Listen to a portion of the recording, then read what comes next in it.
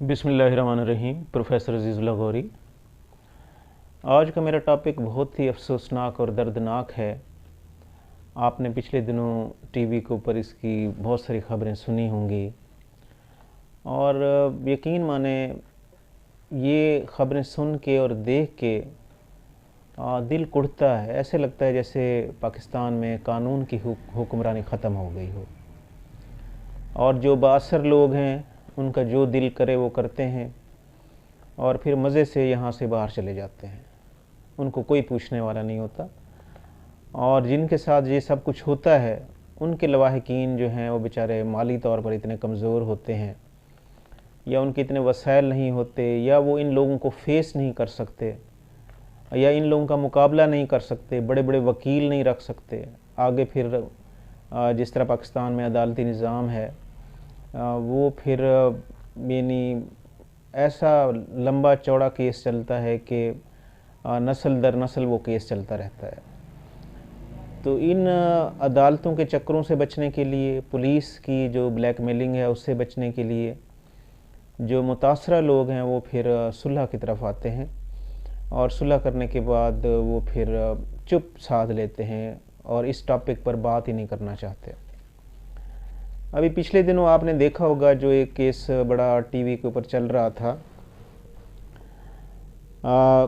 मुल्ज़मा Natasha bag का जो case है। मुल्ज़मा नताशा बेग ये एक बहुत बड़े इंडस्ट्रियलिस्ट की बेटी है और इसके जो शौहर है वो भी बहुत बड़ा अमीर आदमी है और वो भी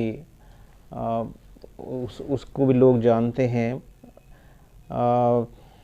ये मेट्रो पावर ग्रुप के चेयरमैन जो हैं दानिश इकबाल, उनकी वाइफ हैं। अब एक बहुत बड़े इंडस्ट्रियलिस्ट की बेटी और फिर एक बहुत बड़े पावर ग्रुप की जो चेयरमैन हैं उनकी वाइफ, उसके बारे में कहा तो ये जाता है कि उसने कोई आइस का नशा किया हुआ था और फिर वो ड्राइव कर रही थी। तो ड्राइव ऐसे कर रही थी कि 2-3 वीडियोस जो हैं वो टीवी पर चली हैं। पहले एक गाड़ी को उसने हिट किया, उससे बच के फिर आगे आई तो आगे मोटरसाइकिल पे जा रहे थे, बाप जा रहा था और बेटी उसकी जा रही थी। इकरा यूनिवर्सिटी में पढ़ती थी बेचारी।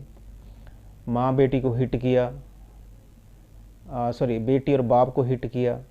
तो इस तरीके से 3 कैजुअलिटीज़ हुई हैं, यानी 3 जानें उसने ली हैं।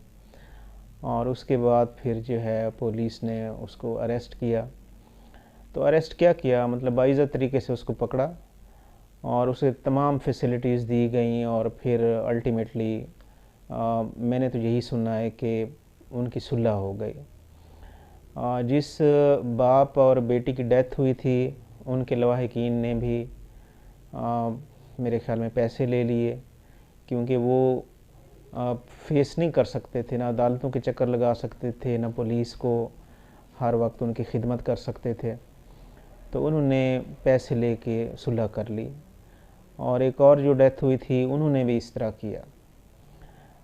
तो कहने का मतलब ये है कि पाकिस्तान में जिनके पास वसाइल हैं और जिनके पास कोई पावर है, पॉलिटिकल पावर है या फाइनेंशियल पावर है, वो फिर जो पाकिस्तानी अवाम है, पाकिस्तानी लोग हैं, उनको कीड़े मकोड़ों की तरह डील करते हैं।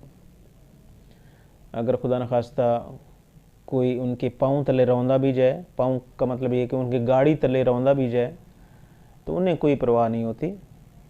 और बाद में इस तरह होता है कि वो अदालत से जब निकलते हैं तो विक्ट्री का निशान बना कर निकलते हैं। और ये कितने शर्मनाक बात है कि ऐसे मुल्ज़िम जो हैं वो जब अदालत से निकलें तो विक्ट्री का निशान बना कर निकलें। तो ये पाकिस्तानी अदालतों, पाकिस्तानी मुआशरे और हमारी जो हुकूमतें हैं उनके मुंह पर भी एक ज़ोरदार तमाचा है कि ऐसे मुल्ज़िम जो हैं वो ऐसे जुर्म करने के बावजूद भी अपने आप को हीरो समझें या अपने आप को हीरोइन समझें। तो दैट इज़ नॉट गुड। हमें ऐसी चीज़ों को डिस्करेज करना चाहिए। अगर कोई इस तरह के उसमें मुलव्वस होता है, इस तरह की जिस तरह ये नताशा मुलव्वस थी, तो इनको सज़ाए वाक़ई करार देनी चाहिए थी। ताकि कोई फ्यूचर में इस तरह की जुर्रत ना करे। अब सऊदी अरब में ये है कि वहाँ पे अगर कोई जुर्म करता है तो जुर्म की फ़ौरी तौर पर सज़ा दी जाती है, चाहे उसमें उस मुल्क का कोई शहज़ादा ही शामिल क्यों ना हो या शहज़ादे का बेटा ही शामिल क्यों ना हो। तो कानून सबके लिए बराबर है। लेकिन पाकिस्तान में कानून जो है सबके लिए बराबर नहीं है। जो ताकतवर हलके हैं कानून का वो इस्तेमाल करते हैं, यानी अपनी मर्ज़ी के मुताबिक जो है वो सब कुछ करते हैं जो उनका दिल करता है, और बाद में अपनी मर्ज़ी के मुताबिक जो है सज़ा और जज़ा का फ़ैसला भी वो ख़ुद ही करते हैं। अब कुछ दिनों के बाद नताशा जो है मुल्क से बाहर चली जाएगी और उसके बाद कुछ अर्सा ये कहानी जो है मीडिया पर चलती रहेगी और अल्टीमेटली खामोशी हो जाएगी। पाकिस्तान में इस तरह होता है कि कोई भी इवेंट हो तो सबसे पहले जो है मीडिया पर उसकी ख़बर आती है, फिर सोशल मीडिया पर काफ़ी दिनों तक वो ख़बर गर्दिश करती रहती है और फिर आहिस्ता आहिस्ता वो ख़बर जो है दम तोड़ जाती है और लोग उसको भूल जाते हैं। पाकिस्तान में लोग बड़ी बड़ी ख़बरें भूल गए हैं, बहुत बड़ी बड़ी ख़बरें, और ये जो ख़बर है ये उन बड़ी ख़बरों के मुकाबले में तो एक छोटी सी ख़बर है। लेकिन इस छोटी सी ख़बर में भी एक पैगाम है, वो ये है कि पाकिस्तानी मुआशरा जो है इसका कानून गरीब लोगों के लिए है, नादार लोगों के लिए है, और जो बेचारे अफोर्ड नहीं कर सकते उनके लिए है। वो जो ताकतवर हलके हैं, जो वसाइल रखते हैं, जो सियासी अप्रोच रखते हैं, उनके लिए ये जो सज़ा और जज़ा है ये उनके लिए कुछ भी नहीं, क्योंकि इसका फ़ैसला वो ख़ुद करते हैं।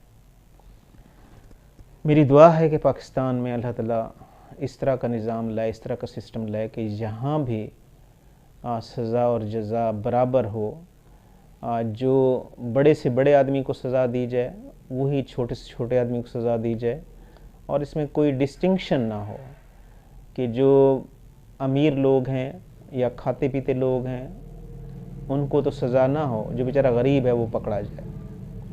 अल्लाह ताला पाकिस्तान का हामी और नासिर हो, और अल्लाह ताला पाकिस्तान में कानून जो है वो सब के लिए बराबर करे। आमीन सुम आमीन। Please subscribe my YouTube channel. Thanks a lot.